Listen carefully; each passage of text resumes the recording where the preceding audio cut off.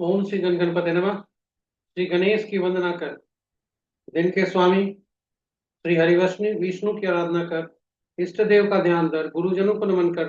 अभिनंदन करते हैं आपका दैनिक पंचांग में, जो नित्य 5 भागों में प्रस्तुत होता है।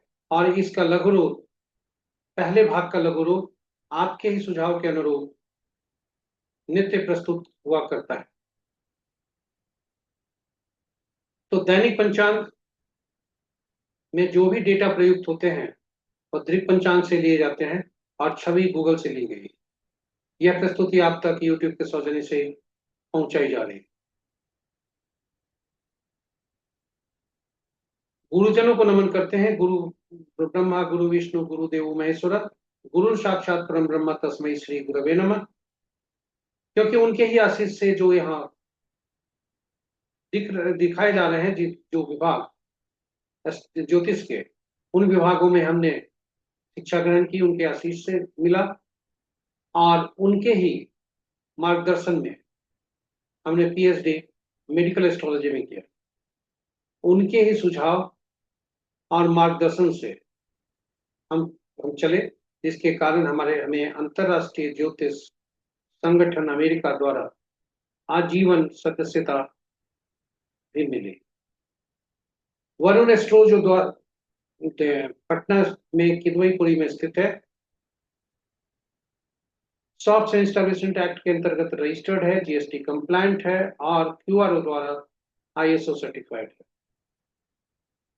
जिन विभागों में हमने शिक्षा ग्रहण की है, उन विभागों का हम कंसल्टेंसी देते हैं और शिक्षा भी प्रदान कर रहे हैं। तो चलिए पंचांग की तरफ चलते हैं। आज 12 जून 2025 है। पंचांग शब्द जब भी हमारे जीवा पर आता है या हमारे ध्यान में आता है, तो हमारा ध्यान अनायास ही उस ओर दे जाता है कि केवल पंचांग शुभ और अशुभ रूप जानने का माध्यम है, बल्कि यथार्थ में वैसा नहीं है। पंचांग हमारी निर्णय क्षमता को सुदृढ़ करता है, आत्मबल को मजबूत करता है, प्रकृति और ब्रह्मांड की ऊर्जा के साथ संतुलन स्थापित करने में सहायक होता है, जिसके फलस्वरूप हम अपने जीवन में शांति, समृद्धि और सकारात्मकता का संचार होता है हमारे जीवन में। अतः पंचांग का अनुसरण करके हम अपने जीवन को सफल और समृद्ध बना सकते हैं। तो ये हुई नवा पंचांग की जीवन में अहम भूमिका। तो आइए पंचांग का अनुसरण करके हम अपने जीवन को अधिक सफल और समृद्ध बनाएं। साथ या साझा करें अपने मित्रों, परिजनों, स्वजनों तथा शुभेच्छुओं के बीच, ताकि उनके भी जीवन में जो पंचांग है संतुलन स्थापित करे और उसके फलस्वरूप उनके जीवन में शांति, समृद्धि और सकारात्मकता का संचार हो, और वे भी पंचांग का अनुसरण करके अपने जीवन को सफल और समृद्ध बना सके, ताकि उनके जीवन में अशुभता खोजने पर भी नहीं, अशुभता ही शुभता हो। इन्हीं शब्दों के साथ हम चलते हैं आपको लेकर दैनिक पंचांग के पहले भाग में। ये 5 भागों में है, पहले भाग में आपको ले चलो। स्वागत है आपका पहले भाग में। दिनांक 12 जून 2025, माह ज्येष्ठ, पक्ष कृष्ण, ताका संवत 1947 विश्वसु, विक्रम संवत 2082 कलायुग, कलयुग का 5126वां वर्ष। सूर्योदय 4:58 पर, सूर्यास्त 6:41 पर। दिशा सूल आज का दक्षिण है। फिर भी उस दिशा में यात्रा करना पड़े तो दही का सेवन कर यात्रा में शुभता लाए।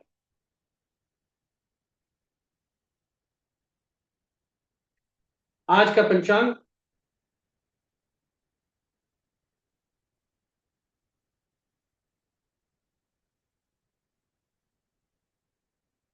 पंचांग के 5 अंक। वार गुरुवार, तिथि अपराह्न 2:27 तक प्रतिपदा, उसके बाद द्वितीया, नक्षत्र रात्रि में 9:57 तक मूला, उसके बाद पूर्वाषाढ़ा, योग अपराह्न 2:05 तक शुभ, उसके बाद शुक्ल, और करण अपराह्न 2:27 तक कौलव, उस तत्पश्चात देर रात्रि के 2:56 तक तैतिल, उसके बाद गर्भ। तो ये रहे पंचांग के 5 अंक। महत्वपूर्ण शुभ और अशुभ मुहूर्त के तरफ जाने के पूर्व भोलेनाथ को नमन करते हुए देखते हैं कि आज भोलेनाथ का वास कहाँ है। तो जब तक कृष्ण पक्ष प्रतिपदा है, तब तक भोलेनाथ गौरी के सानिध्य में है और तत्पश्चात द्वितीय जब आरंभ होता है तो इस सभा स्थल पे जाते हैं। पहला पद जो गौरी के सानिध्य में सुखप्रद है, दूसरा पक्ष जो द्वितीय के समय है वह सभा में अच्छा शुभ नहीं है। जय भोलेनाथ। शुभ मुहूर्त में अभिजीत मुहूर्त दिन के 11:22 से 12:17 तक, अमृतकाल अपराह्न 3:04 से 4:48 तक, विजय मुहूर्त अपराह्न 2:07 से 3:01 तक, गोधूली बेला संध्या 6:40 से 7 बजे तक संध्या तक, निशिता मुहूर्त देर रात्रि 11:29 से मध्य रात्रि 0:10 तक। रात्रि में किए जाने वाले पूजा पाठ जब तब साधना तंत्र मंत्र आदि के लिए निशिता मुहूर्त श्रेष्ठ हुआ करते हैं। राहु काल, अशुभ मुहूर्त में राहु काल सबसे ज्यादा अशुभता लिए हुए रहता है, अपराह्न 1:32 से 3:15 तक, गुलिक काल 8:24 से प्रातः से 10:07 दिन तक, यमगंड प्रातः 4:58 यानी सूर्योदय से 6:41 तक, वर्ज्य मुहूर्त रात्रि 8:14 से रात्रि के 9:57 तक, और गंडमूल प्रातः सूर्योदय यानी 4:58 से रात्रि के 9:57 तक। आपको ये बताते चले कि आप इस जीवन में शुभता लाने हेतु हमें राहु काल जो अशुभ मुहूर्तों में सबसे प्रभावी और अधिक अशुभता लाता है, उसका वो साप्ताहिक कैलेंडर हमने YouTube पर पोस्ट किया है, ताकि आप अपने साप्ताहिक योजना जब भी बनाएं यह आपके लिए कार्यकारी हो, उपयोगी हो, ताकि जो राहु काल का समय है उस समय पर कोई भी शुभ कार्य करने का कार्यक्रम योजना नहीं बनाए। साथ ही कब राहु काल प्रभावी नहीं होता है वह भी सारे तथ्यों को हमने संकलित कर आपके लिए रखा है। आप जरूर उसको देखें और अपने जीवन में तो साप्ताहिक कैलेंडर आप बनाएं अपनी योजनाओं का, उसमें शुभता ही शुभता रहे। तो चलिए अब हम ले चलते हैं आपको ग्रहों के गोचरीय स्थिति पर, जो स्थानीय समय पटना के प्रातः 5 बजे का है। चंद्रमा गोचर करते हुए वृश्चिक राशि से निकलकर धनु राशि में आ चुके हैं। शेष ग्रह पूर्ववत राशियों में इस प्रकार सूर्य की राशि में, बृहस्पति की राशि में, बुध की राशि में दो ग्रह हैं। चंद्रमा की राशि में कोई ग्रह नहीं है और शेष ग्रहों की राशियों में एक एक ग्रह। मित्र की राशि में 3 ग्रह, शत्रु की राशि में 2 ग्रह, सम राशि में 3 ग्रह और स्व राशि में 1 ग्रह। किसी भी ग्रह का राशि परिवर्तन नहीं है। नक्षत्र में यदि देखें तो किसी भी ग्रह का नक्षत्र परिवर्तन नहीं है। मित्र नक्षत्र में 3 ग्रह, शत्रु मित्र नक्षत्र में 5 ग्रह, शत्रु नक्षत्र में 2 ग्रह, सम नक्षत्र में 1 ग्रह और स्व नक्षत्र में 1 ग्रह शनिदेव है। इस प्रकार शुक्र, चंद्र, बुध ये स्वतंत्र ग्रह हैं क्योंकि इनके नक्षत्र में कोई ग्रह नहीं है, और केतु देव के नक्षत्र में 3 ग्रह, मंगल देव के नक्षत्र में 2 ग्रह और शेष ग्रहों के नक्षत्रों में एक एक ग्रह है। तो ये रहे हमारे पंचांग की प्रस्तुति, पहले भाग की प्रस्तुति। हम आपको ले चलते हैं जो जून माह का ग्रह गोचर तालिका है उससे उसके तरफ ले चलते हैं। सूर्य देव 15 जून को राशि परिवर्तन करेंगे, बुध देव 22 जून को और शुक्र देव 29 जून को। बृहस्पति देव आज रात्रि 7:18 से अस्त हो जाएंगे और 9 जुलाई तक अस्त रहेंगे। और चंद्रदेव 24 जून से 26 जून तक अस्त रहेंगे। अस्त होने की स्थिति में अस्त तभी होते हैं जब ग्रह सूर्य के काफी करीब हो जाते हैं और वे अपना शक्ति कुछ खो बैठते हैं, सूर्य द्वारा ग्रहित कर लिए जाते हैं। तो ये रहे आज के गोचर की तालिका, साप्ताहिक पूरे महीने का जून की तालिका। तो आज रात्रि के 7:18 से बृहस्पति देव अस्त होंगे। जहां भी ज्ञान की बातें हो, वाणी हो, उस पर थोड़ा संयम रखें, यही आपसे आग्रह है। अब आपको हम ले आए हैं अपने दूसरे भाग में, जो जन्म पत्रिका में चंद्रमा आपके जिसे रहते हैं जिस नक्षत्र में, उनके नक्षत्र समूह के स्वामी कैसा फल देते हैं, इसे तारा बलम कहते हैं।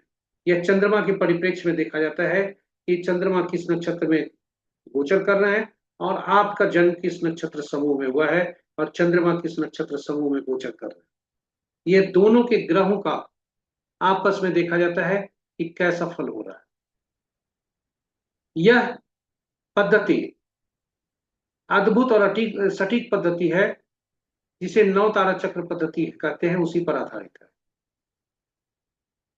इस जो पद्धति हमने बताया चंद्रमा के परिप्रेक्ष्य में, उसे तारा बलम कहा जाता है। तारा बलम केवल एक ही तारा यानी चंद्रमा के बारे में बताता है, जबकि नौ तारा चक्र सभी तरह के नक्षत्रों ग्रहों के बारे में बताता है।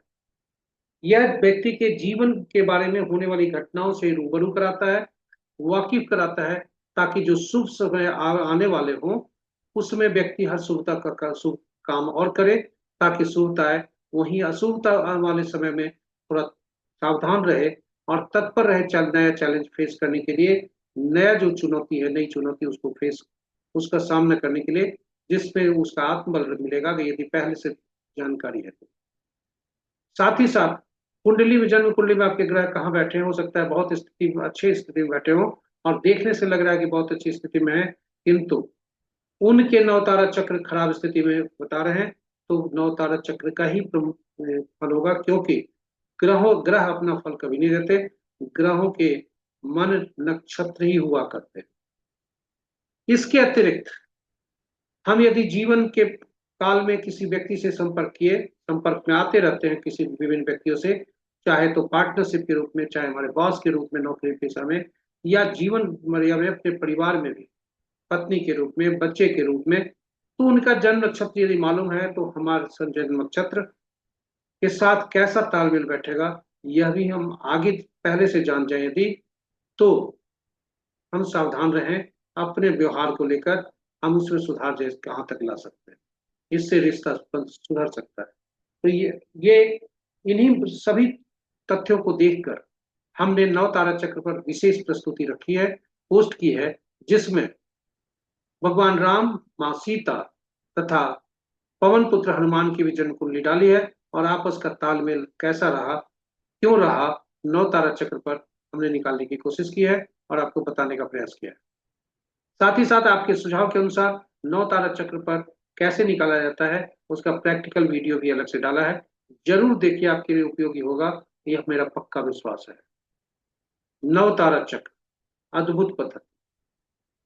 चलिए संक्षेप में बता देते हैं कि कुल 27 नक्षत्र होते हैं और 27 नक्षत्र, किंतु ग्रह 9 ही होते हैं, इसलिए उन 27 नक्षत्रों को 9 समूह में बांटा गया, मतलब 9 नक्षत्रों के समूह करके 3 श्रेणी में रखा गया।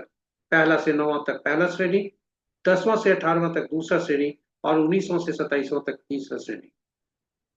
ये 3 श्रेणियां बनी नक्षत्रों के समूह की। अब जो है ग्रह को महादशा के क्रम में रखा गया, यानी महादशा जब आरंभ होते हैं तो केतु, उसके बाद शुक्र, फिर सूर्य, चंद्र, मंगल, राहु, बृहस्पति, शनि और बुध, इन्हीं रूप में, इन्हीं क्रम संख्या में ग्रहों को रखा गया और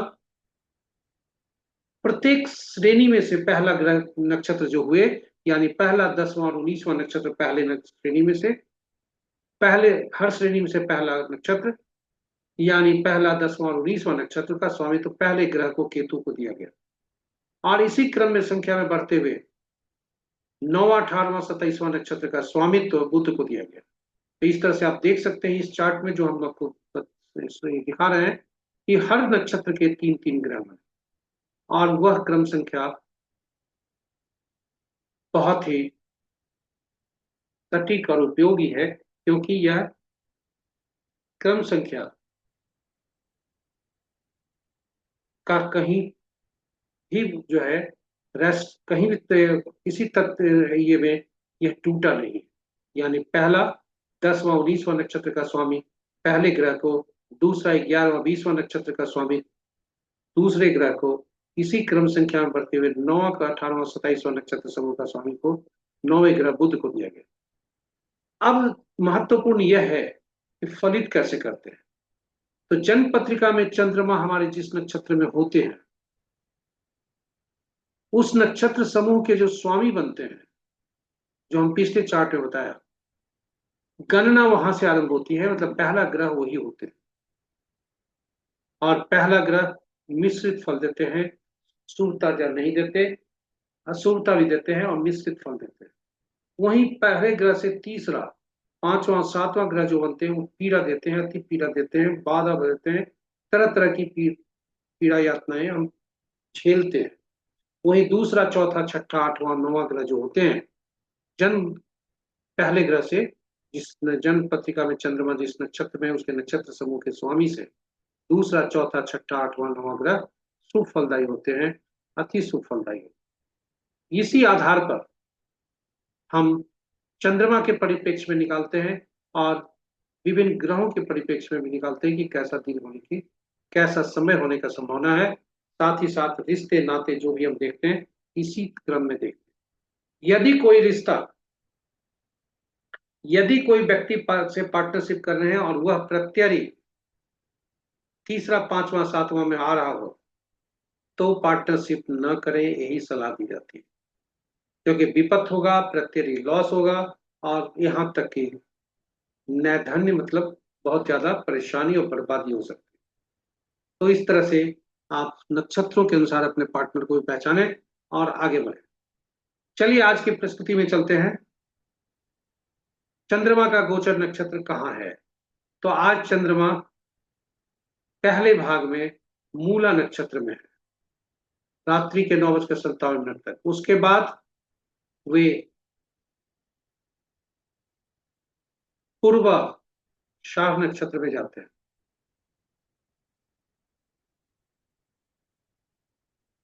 तो हम किसी भी नक्षत्र में जब जन्मे हो तो वहां से हम देख सकते हैं। उदाहरण के लिए कृतिका, उत्तरा फाल्गुनी, उत्तराषाढ़ा नक्षत्र में यदि हमारा जन्म हुआ है, तो पहले भाग में मित्र शुभ और दूसरे भाग में अति मित्र अति शुभ होने की संभावना है। वहीं यदि हमारा जन्म मृगशिरा, चित्रा या श्रविष्ठा में हुआ हो, तो पहले भाग में शुभ और दूसरे भाग में महाविपत्ति, नैधन्य है। और इस प्रकार हम आज कैसा दिन रहेगा यह हम निकाल सकते हैं। कुछ लोगों का यह था कि अगर आज हम किसी मुहूर्त को निकालें, आज हम करने जा रहे हैं कोई काम, लेकिन वह प्रत्यरी है, अशुभ है, तो उसका उपाय क्या है? तो उपाय के तौर पर हमको बता दें कि यह अपुष्ट है, कंफर्म नहीं है, यह कार्य करेगा ही। फिर भी एक जगह किताब में लिखी हुई थी, तो हमने आपको उपाय बता रहे हैं कि यदि जन्म नक्षत्र में आपका घर, ये जो आपका आज का दिन है, यह पड़ता है, तो पीला कद्दू पत्ते वाली सब्जी का दान करें। यदि विपत में पड़ता है तो गुड़ का दान करें, प्रत्यरी में पड़ता है तो नमक दान करें, और नैधन्य में पड़ता है तो मूर्त को त्याग करें। कोई ऐसा शुभ काम नहीं करें, और मजबूरी में करना पड़े तो तिल सहित स्वर्ण का दान कर आगे बढ़े। तो जय गुरुदेव, हरि विष्णु। चलते हैं आपको अगले भाग में। अभी हमने बताया चंद्रमा किस नक्षत्र में गोचर करते हैं उसके अनुसार। अब हम आपको बताते हैं चंद्रमा किस राशि में गोचर करते हैं उसके अनुसार, यदि आप, यानी आपकी चंद्र राशि के अनुसार आज कैसा दिन रहने की संभावना है, ये हम जानने का प्रयास करते हैं। तो चंद्रमा आज धनु राशि में भ्रमण कर रहे हैं और कोई भी राशि परिवर्तन आज नहीं है। इसलिए वृषभ, मिथुन, कर्क, तुला, धनु, कुंभ और मीन राशि वाले जातकों के लिए आज शुभता के संकेत हैं। वहीं शेष राशि वाले जातकों के लिए थोड़ा परेशानी है, इस देव का ध्यान रखें। तो इन्हीं शब्दों के साथ आज के तीसरे भाग की प्रस्तुति समाप्त कर हम चौथे भाग में आपको ले चलते हैं। स्वागत है आपका चौथे भाग में। चौघड़िया, आज का चौघड़िया यह शुभ और अशुभ काल को दर्शाता है, शुभ और अशुभ मुहूर्त को दर्शाता है, समय को दर्शाता है, अवधि को दर्शाता है। किसी भी शुभ काम को करने के लिए इसका उपयोग किया जाता है, चाहे वह पूजा पाठ हो या अन्य मुहूर्त। यदि हम उचित मुहूर्त नहीं देखना चाहें तो कम से कम चौघड़िया को अवश्य देखना चाहिए।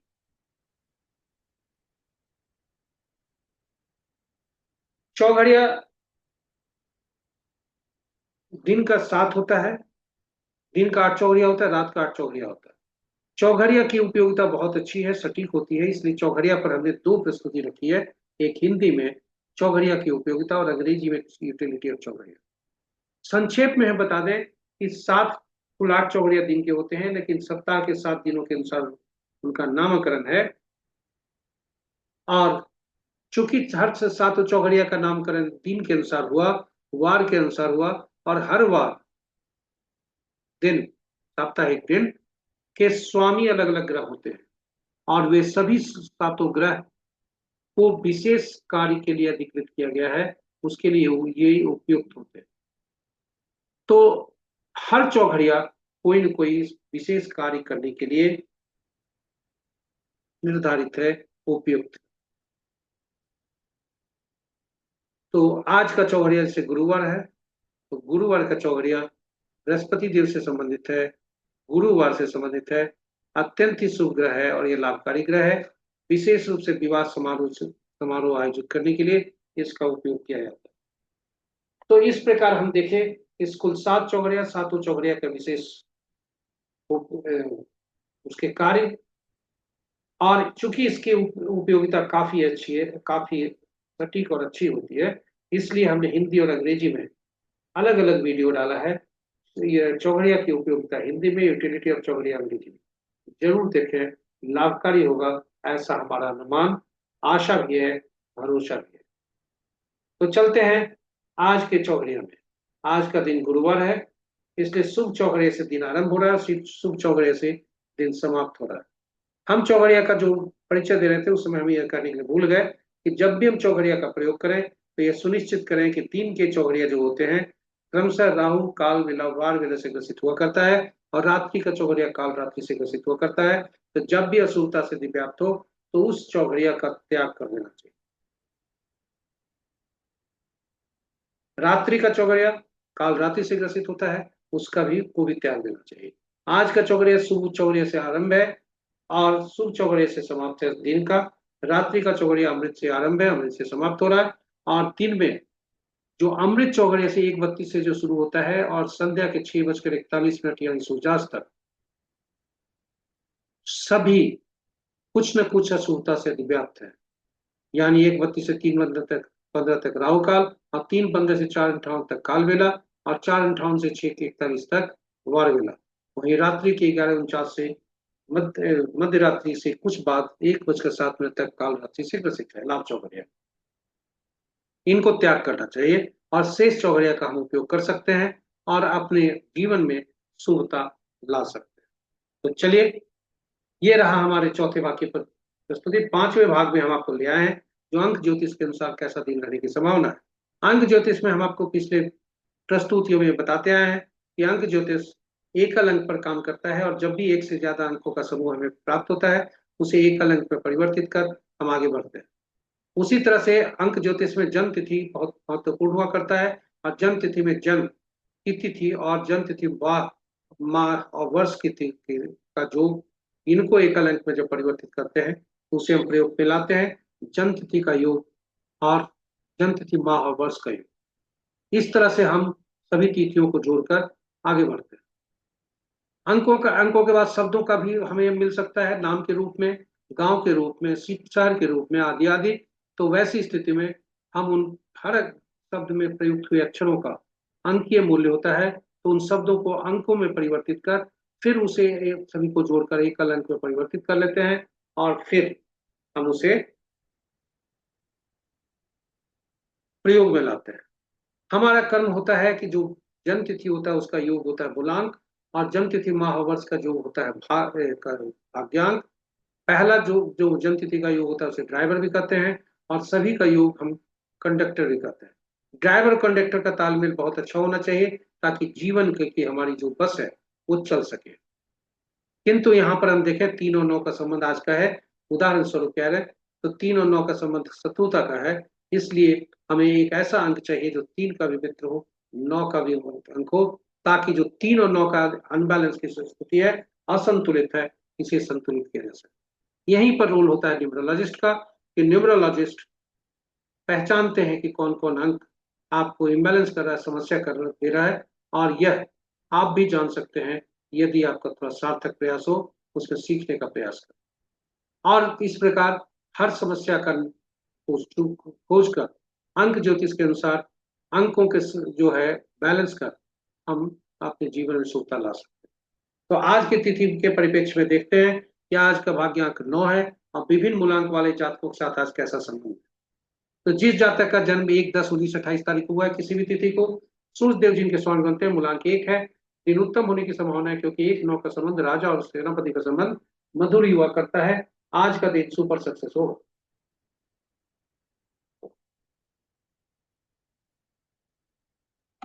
2-11-20-29 तिथि को जिसका जन्म है, 2 मूलांक होता है। दिन उतना अच्छा नहीं सब होने की संभावना है, इसलिए कि 2-9 का संबंध शत्रुता का होता है। वैवाहिक जीवन में आज कटुता आ सकती है।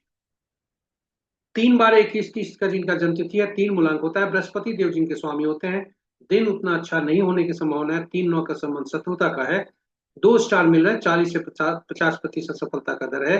शिक्षा में थोड़ा समस्या आ सकती है, और यदि शिक्षा देने में आपका रुचि है, उसमें हीलिंग में आपका है, तो आपकी शुभता जो है, सक्सेस रेट आज बढ़ सकती है, सफलता का दर बढ़ सकता है।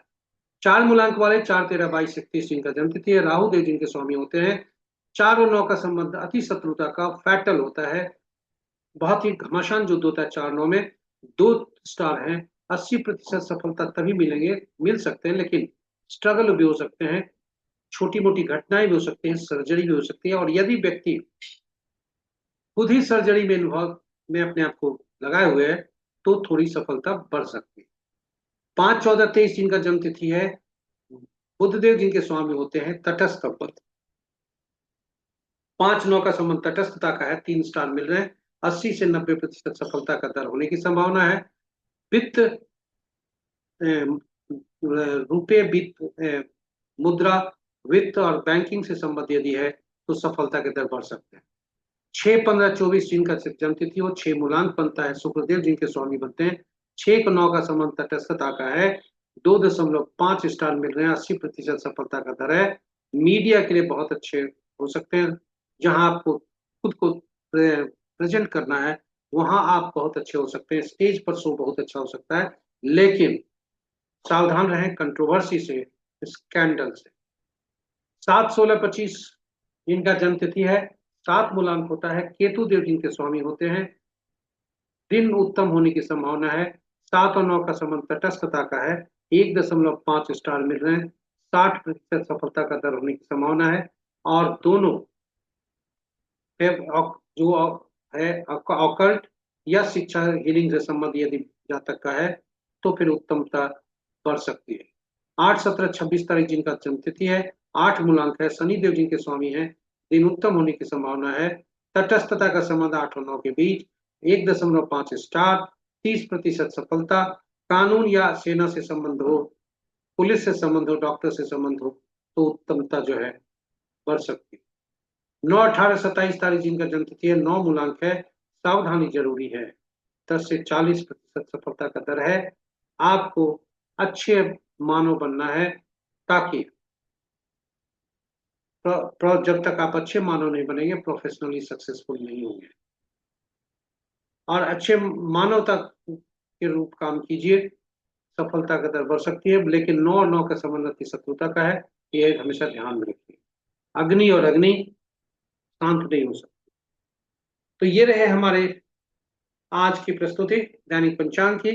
धन्यवाद आप हमारे साथ बने रहने के लिए।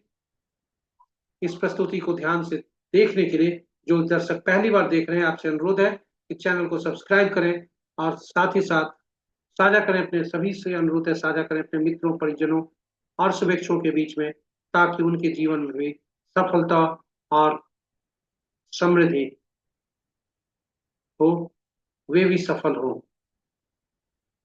तो इन्हीं शब्दों के साथ हम आपसे विदा लेते हैं। यहाँ बताते चले कि डेटा जो भी प्राप्त हुए दैनिक पंचांग से लिए गए, छवि गूगल से ली गई, और यह प्रस्तुति यूट्यूब तक आपसे के मार्फत आपको पहुंचाएंगे। कल पुनः नई प्रस्तुति के साथ आपके समक्ष उपस्थित होंगे। तब तक के लिए हमें आज्ञा दीजिए, और कल फिर इसी समय नई प्रस्तुति के साथ आपके समक्ष उपस्थित होंगे। तब तक के लिए आज्ञा दीजिए। जय हरि विष्णु, जय विष्णु, जय श्री कृष्ण, जय श्री कृष्ण। हरे